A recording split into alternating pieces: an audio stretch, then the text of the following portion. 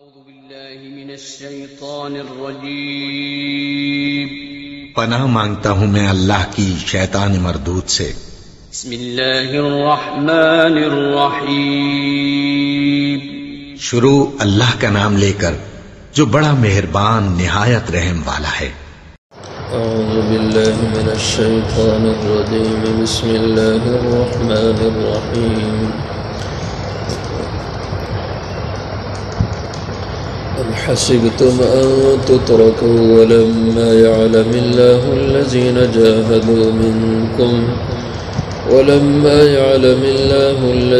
جاهدوا منكم ولم يتخذوا من دون الله ولا رسوله ولا المؤمنين وليجا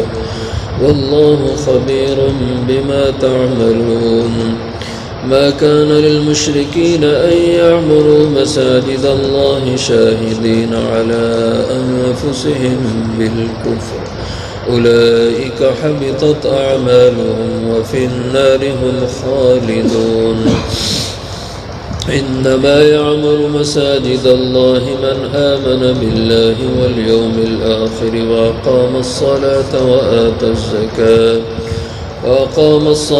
وآتى الزكاة ولم يخش إلا الله فعسى أولئك أن يكونوا من المهتدين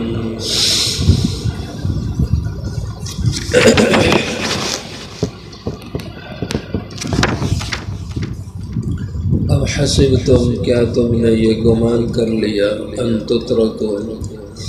کہ تم چھوڑ دیے جاؤ گے ولما یعلم اللہ حالانکہ ابھی تک نہیں ظاہر کیا اللہ نے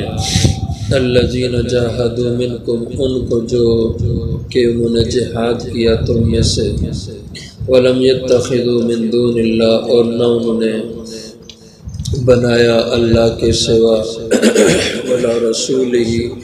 اور نہ اس کے رسول کے سوا ولا المؤمنین اور نہ ایمان والوں کے سوا ولیجتاً کسی کو بھی رازدان دوست واللہ خبیر بما تعملون اور اللہ خبر رکھتے ہیں جو کچھ بھی تم کر رہے ہو ما کان للمشرکین نہیں ہے لائق مشرکوں کے ان یعمروا مساجد اللہ کہ وہ آباد کریں اللہ کی مسجدیں شاہدین جبکہ وہ گواہی دینے والے ہوں قرار کرنے والے ہوں علی انفسہم اپنے آپ پر بالکفر کفر کا اولئک حبطت اعمالہم ایسے ہی لوگ ہیں کہ ضائع ہو گئے ان کے سارے عمل وفی النار ہم خالدون اور دوزخ میں وہ ہمیشہ رہنے والے ہوں گے انما یعمر مساجد اللہ بے شک آباد کرتے ہیں اللہ کی مسجدیں من آمن باللہ وہ جو ایمان رکھے اللہ پر والیوم الآخر اور قیامت کے دن پر واقام الصلاۃ اور نماز کی پابندی کریں وآتی الزکاۃ اور زکوٰۃ کی ادائیگی کریں وَلَمْ يَخْشَ إِلَّا اللَّهُ اور نہ وہ ڈرے مگر اللہ سے فَعَسَىٰ پس امید ہے توقع ہے أُولَئِكَ أَن يَكُونُوا کہ ہوں یہ لوگ من المہتدین ہدایت پانے والوں میں سے۔ اس سے پہلے آیات کریمہ میں جو گزری ہیں جہاد کے اسباب بیان کیے کہ کافر اور مشرکوں کے معاہدوں کو توڑ دینا سبب بنا ان کے خلاف جہاد کا، ان کا کفر پہ اڑے رہنا اور اس کو پھیلانا، اسلام کے راستے میں رکاوٹیں کھڑی کرنا، یہ بھی جہاد کا سبب ہے۔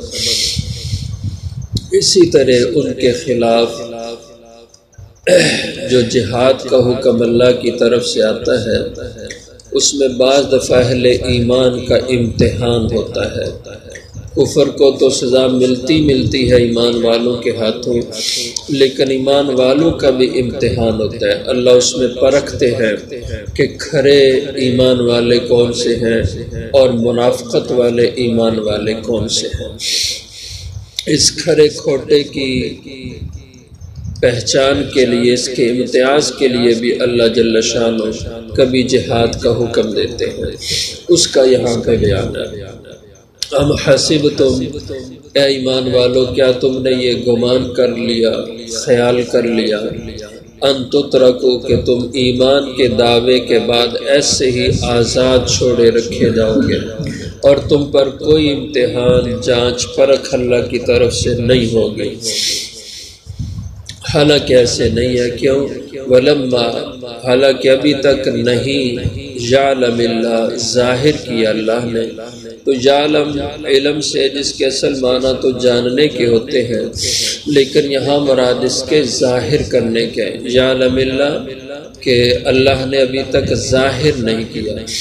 جانتے تو اللہ ہیں لیکن لوگوں کے سامنے ظاہر کرنا یا مراد ہے۔ کن کو ابھی تک ظاہر نہیں کیا؟ الذین جاہدوا منکم،